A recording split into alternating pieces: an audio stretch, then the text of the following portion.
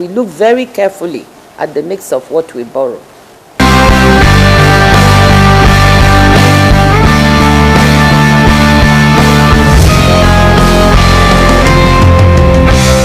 We've experienced, all of us, states and federal government, a drop in revenue. But I just went through tables. What we have done is to talk with the states. How do we collectively as a nation get through the difficult times?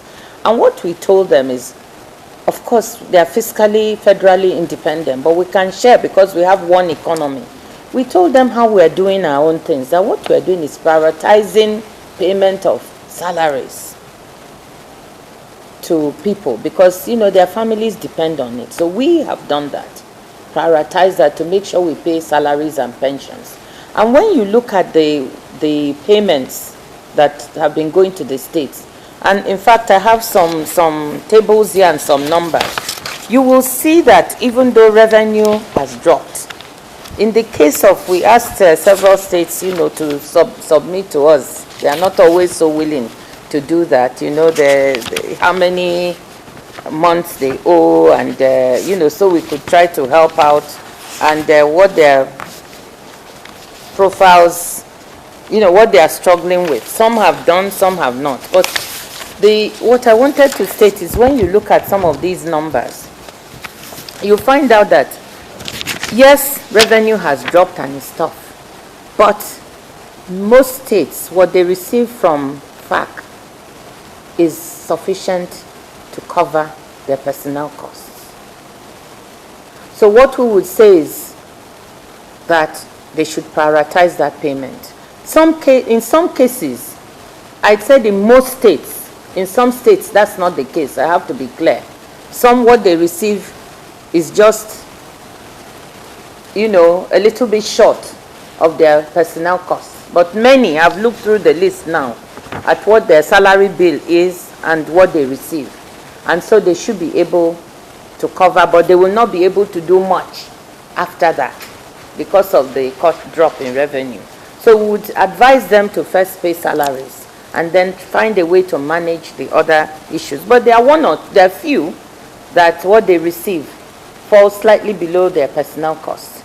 And in those cases, you know, we wanted a conversation with them. Some of them that I've seen have internally generated revenue, almost quite significant, and so they'll be able to make up for the gap from there.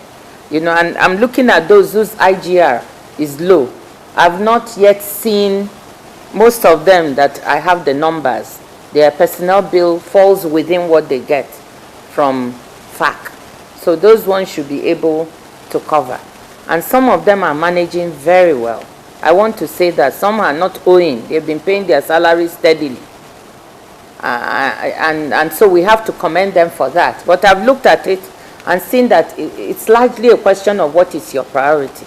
So what we've advised is, with some contractors, if you have to make some payments, but you call them in, sit with them, explain the situation, try to schedule how you will pay. Once they know that you're going to pay, they are willing to be supportive because they are part of this economy. But we say pay your salaries first. And I think most states should be in a situation. We are not owing them. Actually, what we also did was that when we saw that there were some exchange rate differentials that were due them, we disbursed that to help them with this situation.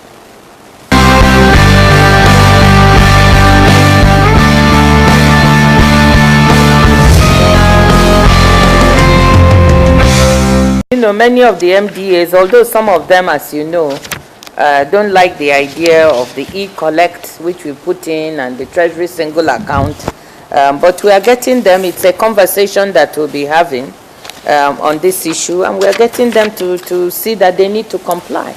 What is it all about? During these times, our objective is to get as much internally generated revenue remitted. With an e-collect system that allows the money to come straight, to be collected electronically and remitted to the account in the central bank, that will help us avoid leakages, which is what all Nigerians want.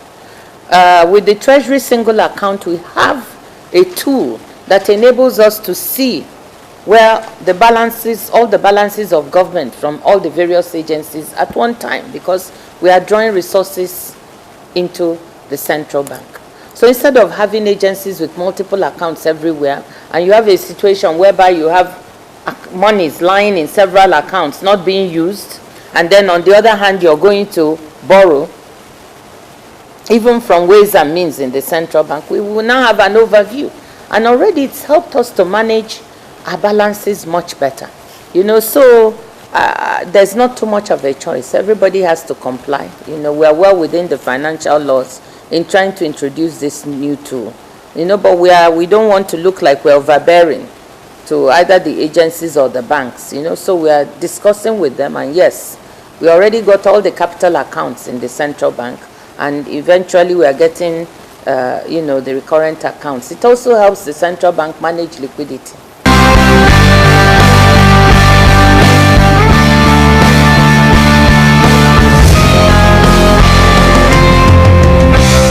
First of all, I want to say that 2 other agencies, Fitch and Moody's, have maintained us at the same rate as at now. They have not tried to change it. Now, what S&P did is that they said they would do a special evaluation of oil-producing countries based on the fact that oil price had fallen. They decided to do it, and it's because of that, not because of anything else. So they looked at all the oil producers, and I can tell you that we were the last one to be downgraded.